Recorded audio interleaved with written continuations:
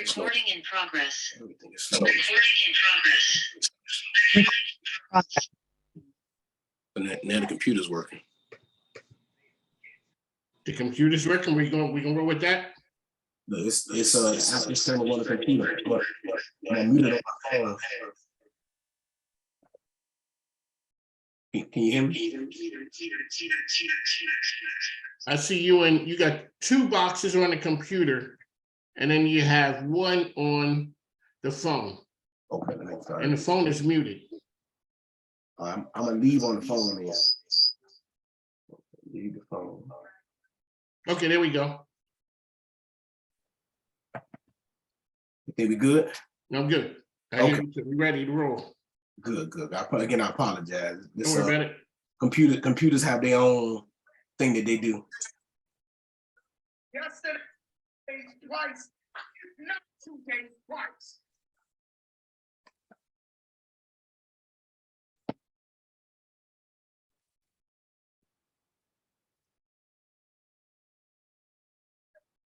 I'm so lit, Sports Center, gotta post my clips. One layup and they treat me like I'm Luka Doncic. Ladies and gentlemen, welcome back on the Mic of Mike, the premier business radio program. I'm your host, Mike King. I appreciate you being here with me. This is part of the Mike King Biz Radio Network, which is ESPN Richmond 106.1, The Choice 105.3, as well as International Business Growth Radio. What we do is you can follow me on all the social platforms, hashtag on the mic with Mike RVA, as well as Mike King Biz. What we do is we showcase and highlight RVA in a different way. Coming to you today, we're coming to you talking about basketball with Havoc. Alrighty, Coach Chris Johnson is here with us with Havoc Basketball. Welcome to the program, sir. Thank you for having me. I'm glad to be here and I really appreciate your time. Alrighty, so it's a business show. Tell us who you are and what you do. My name is Chris Johnson. I'm program director for VA Havoc Basketball. We're AAU travel program centrally based out of Henrico in Richmond, Virginia, in the East End area, where our biggest thing is trying to teach kids the game of basketball and life lessons that basketball brings to them from the ages 8 to about 19 at the latest. So for people who don't know, and I didn't know, so I'm older, my kids are past that point, now I got grandkids. Explain to people this whole phenomenon of travel teams, because back in the day, I don't want to sound like the old man, but back in the day we traveled, you played on the high school team, maybe you were good enough, maybe you played district or state or something like that, but that's what it was. It's a whole new world out there now. We had a little like a pause feedback. You say that one more time. It's a whole new time now with this whole travel phenomenon. It is. It's definitely different. Like you said, back in the day, and I missed a little piece of it, but I'm gonna probably fill in some blanks for you. But back in the day, we had 2 AAU teams, and you really had an opportunity. Kids really had to be able to play. Today's era is a little bit different. The AAU market on the basketball end is probably a little bit oversaturated. Which doesn't really allow for the best of the best to kind of come together and play together. Which is why certain programs like myself and other programs in the area we kind of preface ourselves on trying to try to amass the best talent to represent our metro area, and then try to put that together on a platform that hopefully helps some young men and young women in my case, because we have boys and girls, to be able to show them that what teamwork with players at a certain skill level can be able to accomplish. Really quickly, so people sign on to play with Havoc. Do people ever switch teams, or like how does that work? Travel AAU basketball is different. So there is your turnover from season to season, sometimes within season as well. So that does happen. It's not an anomaly. That is possible that could happen. So for you, where do kids come from? So you're based in Henrico, but where do kids come from to play? So all of our kids come from the Metro Richmond area. So we have City of Richmond kids, Henrico kids, Chesterfield kids from Hanover. Our span has kind of reached as far as Charlottesville, going west. We have some kids as far as Hampton going east. Going north, we have kids as far as Woodbridge, and then going south, we have kids as far as Dinwiddie. So we have a little bit of a stretch that we kind of span. But again, the principle and the goal is still the same. The mission is still the same. So, all right, so we are Chris Johnson here, Havoc Basketball. This is On the Mic with Mike King here, as part of the Mike King Biz Radio Network. So you came to us through KO, correct? Kelvin Oliver? No, actually, shout out to this wonderful kid, Malachi. Malachi's who connect. Okay, one of the great parts about this is I get to talk to folks and don't remember where people come from, and then that is a great part. So the kids for your group, how old are they? So with this, I run a couple of different programs, but with the VA Havoc basketball program, the earliest is 8. Is it okay? And now before you were tied to your high school team. So do these kids not play for high school teams, or do they play for their high school team and play for a travel teams? So for our high school program, they do both. So 98% of the kids in our high school program, which is 15U to 17U, which goes in the 17s includes your unsigned seniors. 98% of those guys are high school players, either playing on their JV program or their varsity program with their current high school. So they play in the high school teams and they practice that. When do you guys practice? For which age group? For like the high schoolers. High schools usually start once the actual high school season is over, because we have a high school coach at that group coach at that level, and we also have respective of each area's high school and the work that they put in up to that point, so you don't want to interfere. So high school usually starts sometime in March. Okay, so you don't play at the time when the high school basketball season, so the players play during high school at their high school teams? Yes, sir, for the high school. Okay, and then the other all season that's when the travel teams start. For your high school, yes. So that'll start in spring. So that'll start about March and then go through July. Now, Okay. Your younger groups have a little different time frame, and that's just because their school seasons are not that long or don't have them. So of course, your elementary groups, a lot of the elementary schools don't have elementary basketball programs. So kids either are participating in recreation programs or they start doing AAU basketball a little sooner. And then your middle school kids they play for their middle school. The middle school seasons are a little bit different. Middle schools usually end about like the third week in January to mid-February, which is a little bit sooner time frame that you can kind of get going a little faster than you would with your high school teams. So this is a nonprofit. So there's two sides of this. It's the basketball side, and then it's the business side. On the business side, what is it that you guys need or you would want the public to know about what you guys are doing? I think on the business side, and I hate to say business, but basketball, but life is a business in certain instances. But Yeah.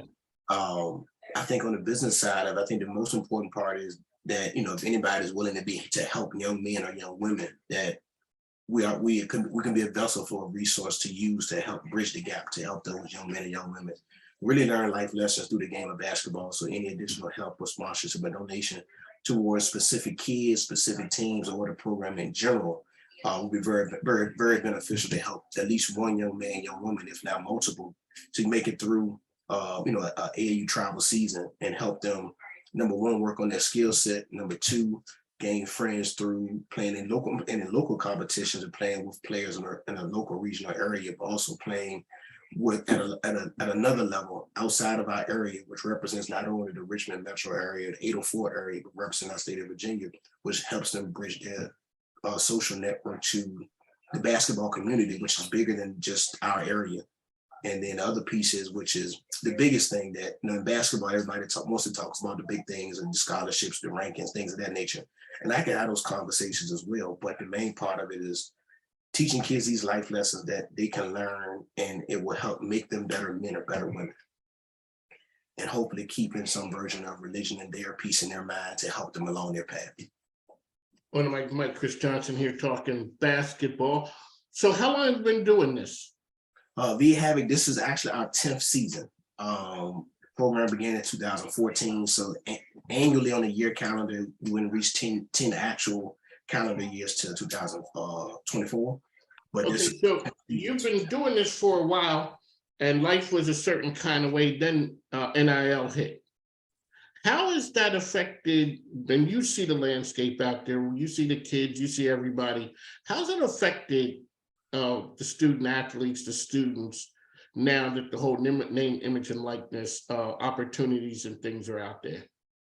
It really changes the landscape for, number one, your high school players, because your high school players at a certain age are able to take advantage of that. Number two, it really allows for the college players to have the best of both worlds, so they can, number one, focus on their education as well as earning an income based on their performance and their own character and their own characteristics and their own character and own integrity, so they can create their own brand a lot sooner, which doesn't force a 18-year-old kid or 19-year-old kid to go to college 1 year and have the pressure of making a jump to another level from the financial aspect, because they are able to provide for themselves and on their families by capitalizing on their name, image, and likeness. Let me ask you this, one of the great parts about having on radio, so I can ask the experts. How do parents and the players find out about the ins and outs of this right here? Well, I'm gonna be honest, AAU basketball is a big world of truths and misconceptions.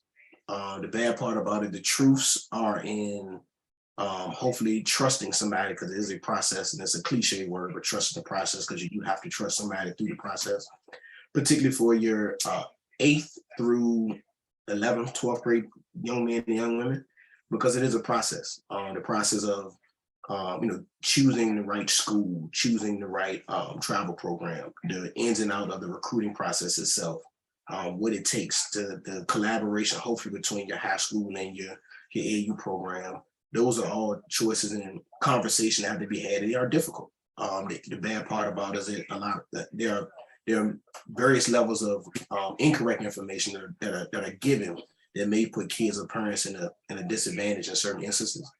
But at the same time, when you do see the relationship or the marriage, for instance, of the parent or the kid, the parent that wants the information, the kid that works hard, the high school coach that wants the best for that kid and has a situation that's best for that kid, and the AAU program that also has a situation that's best for that kid, and they're all working together. It's a beautiful thing to see when that does happen.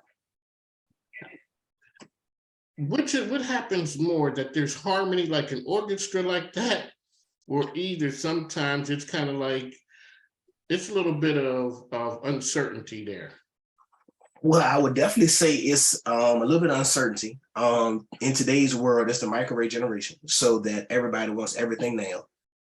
Kids and parents, they want the attention now. They want the notoriety now. They want the name now, and the emphasis on the work is secondary in many instances, where it should be first, because I'm a little old school as well. So what you put in the work, it will show. It'll come out. Just believe in yourself and trust your own individual piece and your own individual process. But it's a lot of it's a lot of variation, if that's the right way to put it, from kid parents. It's a stressful environment. I can say that the environment is difficult for your high school players with the transfer portal, because their college coaches that may talk to in various times in which their biggest thing is, because their jobs are on the line, they're looking to dip in the portal, where it does make hard for your true senior, no reclass, to be able to have an opportunity to really compete for the scholarship spot that he's trying to earn at some of your colleges. So that is a little difficult, and it's making a big push on your post grad. So there's a lot of post grads that are either, number one, appearing, or number two, they are multiplying. So you got your first, second, third, whereas traditionally, like I said, old school wise, you only got one. But that's the new trend at this point. So, everybody's out looking for the best deal they can. In the past, coaches could go and move around, but in reality, the coach needs to win, and sometimes that may not be the best development of talent. I'm from Philly, so when people talk about trust the process, the dude who said trust the process He gone. Yes, it's not. We're working on that 3-5 year plan. The coach has to win today. All righty, coach. So let's talk about. We have parents. If you say a parent has a junior high school player, some of the things that they should look out for or be. What kind of advice would you give a parent of a junior high player that people think that they're going to be something? And what should they look out for?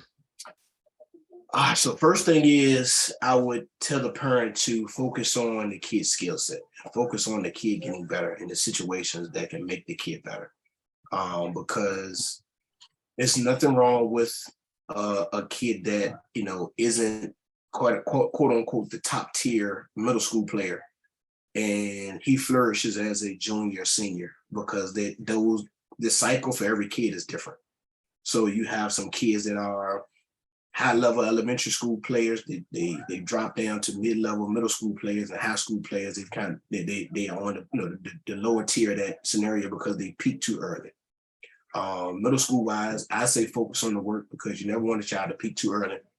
You never want a parent to get hopefully parents are humble and brought into the process, but you never want them to get too high on a horse in regards to kids, because in the big scheme of things, in the high school recruiting world, it's millions of kids are being looked at. But at the same time, the kid focuses on their work, focus on their individual skill set, focus on their grades, because that's another thing that's hurting some of our athletes, is the lack of emphasis in the middle school and how that transitions to the high school, because these GPAs are important. The classes that they're taking are important. So focus on the work, maintaining and growing your skill set and adding facets to your game, working on it consistently, and being diligent and taking the time to really take your schoolwork serious. Now, the two main things that I would tell any middle school parent or player are the things that will be keys to success. Because peaking too early is not a great thing. Peaking late is not a bad thing. Consistently increasing is what you want to go, but at the same time, the work is what it takes, and staying on top of the work, being committed to the work, and the process itself will just continue to get better, and focusing on your schoolwork.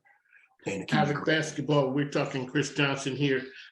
It's crazy when you're talking peaking at maybe junior high, but I do remember kids who were they were the it in junior high, and then they get to high school, maybe they're not it. All right, so we have let's talk to high school parents now.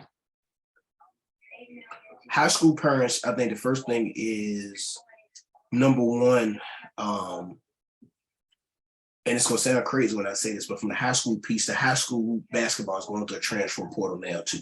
Kind of weird, but that's kind of what it is as well. So kids that are in one high school 1 year, they may or may not be at that high school the next year. Whereas traditionally, old school wise, you're at one high school, you stay at that one high school for 4 years until you graduate. That's traditionally what we see, growing up. At this point, I hate to call it a high school transfer portal, but the fluctuation of players from school to school may change from year to year, or every other year may be a change. So that right there is something, because before, when a player was pretty good, and then they were at one school, and then the next year they're at a different school, everybody looked at that as scandalous. With the family moved, next thing you know, people would always think there's some shenanigans. But in reality, you're saying today, that's the world we live in. In today's basketball world, that is common. And certainly in old school traditions is frowned upon, but at the same time, in today's world, is common.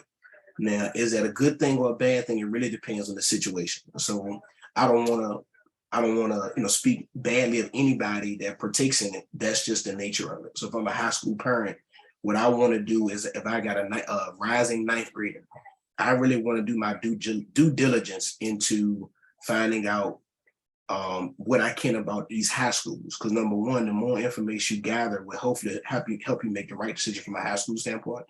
And it actually will help you for your college selection process as well, because it's a similar process.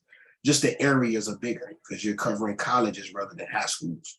You're covering, the actual cities and states that a kid may have to go to compared to a little small locality that a high school may be in. But it really helps with that process.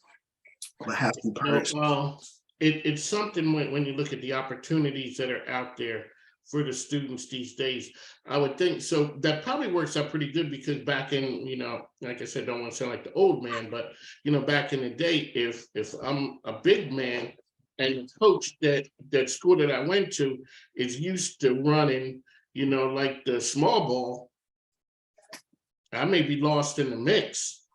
depending on what you're playing in, yes.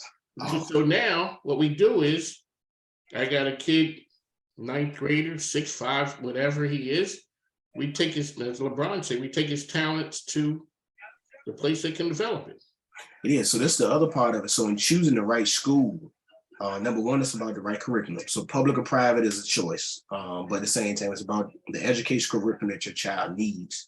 And it's about, if your child's a basketball player, the basketball program itself. The coaches may come and change, but you really want to pay attention to the program, the success of the program, whether it's the emphasis of the program, make sure that, in my opinion, make sure that they focus on development, because there are two ways of achieving success. First way is growing and developing to attain that stature. The other way is having the ability to, bring guys in to help attain that stature. Either way, it's still to change the championship level. And that's what everybody wants to do, a championship level of success, a championship level of mind frame. But at the same time, make sure you're making the right choice for what best fits your child. There you go, Chris Johnson. You're talking. As we get ready to get out, I got one question. You had touched on the GPA aspect. And like I said to you, there's Havoc basketball, there's the basketball portion, and there's the business side. On this side, it's the business side, and then the GPA school books and the grade side. Touch on that aspect and why that's so important. Well, it's important just because of the factors that are out there that are that boxes that had to be checked to make you number one eligible, and number two make that school to offer you and for you to have the requirements that school needs for you to accept that offer. And that's a big difference. So a school can offer a player, but a player may not have the GPA, the courses required to accept that offer, which then may make a player either have to use another school, or they may have to go another school route, whether it be a JUCO or a post-grad, to help with that, getting the GPA to a certain point so you then can attain that scholarship, accept that offer. Already, coaches here, how can people find Havoc basketball information? Oh man, social media, Instagram is at VA Havoc. For our girls program, it's called VA Havoc Girls. The Instagram is at VA Havoc Girls. Facebook is VA Havoc Basketball. The website is vahavoc.org. And for our younger players, just to throw this in, also we run a rec basketball program called Verona Youth Basketball, which starts at 4, which we emphasize development and educational piece as well. So that's the games over in Verona? Yes, sir. My grandsons used to play in that. They played in that league last year. Yes, sir. Yeah, I run that program as well. So I've been doing that for about 2008 or 9, give or take. We've had great success, again, growing and developing young men and young women, trying to teach them the game of basketball as early as we can to develop their fundamentals, and hopefully they'll take that journey and aspire to their next level. So I kind of see basketball on both ends. I see them as the youngest that they can start, and I see them as the oldest that they can get to. And for the Verona Youth Basketball, and our Instagram is at Verona Athletics, and Facebook is Verona Athletic Association. Yeah, well, congratulations you running that, because my grandson at that point was 5, and watching them play. Oh yeah, it's the funniest. It's the funniest. And look, forget competition. If you want pure fun and laugh in basketball, 4 and 5 is the purest basketball you're gonna ever find. It's fun. It's funny. Parents just enjoy the kids just being out there, and it's pretty cool. So for all of the basketball guys that always take basketball so serious, I encourage them to watch a 4 and 5-year-old game. Yes, it's a combination of rugby, basketball, soccer, and everything. Yes. But now you can tell a difference with my older grandson. It's like 11, and you could start to see the understanding, the teaching of the game, the coaching that goes on. It's a different thing. So yeah, congratulations on when you guys are doing that out there. And then one of the times, so we couldn't be in studio, but have some of the players come into the studio, and that way, and keep us informed of what you guys got going on out there. Yes, sir. Yes, sir. Definitely. Again, I appreciate you. Thank you for everything. And glad you got a chance to really kind of, from a grandparent standpoint, check out one of the programs, man. Again, we just trying to grow and develop. It was, so the one time we went to Varina High School, I think we went to, and then there was another time we went to the high school off of Laburnum. Yep, that's the one off of Laburnum is high school off of Laburnum. So high schools we've used, Varina High School, we use Elko Middle School, Rolfe Middle School. You know what? It was Elko Middle. Elko Middle, so we use them as well. Big shout out to Henrico County Rec and Pops for believing in our program and allowing us to help service these young men and young women as well. But we have 8-game regular season starting next week. We actually have a pep rally this weekend for the Rec Basketball League for just to introduce our players, introduce our cheerleaders. Real community event where we're having, we're separating the two because of the numbers. We got at 11. When are you doing that? That's this Saturday. So that's this Saturday at 11. We got at Rolfe Middle School. We got a pep ride at 11 o'clock. And that'll be for our kids that are in our 4 and 5-year-old division, which we call ballers in training. And then we have our Pee Wee division with 6 and 7.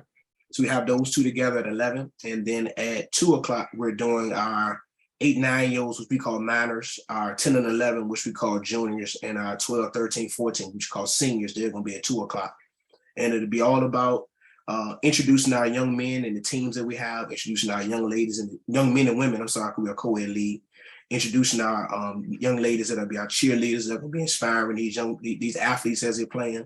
Have a real introductory piece from a community standpoint, talk about the league, talk about how the season's going to go, and have some fun and games, music playing, just really have a great environment that we want to just share about the kids, the community, and the league, and just really our purpose of just trying to help inspire the next one and move basketball forward and move our communities forward.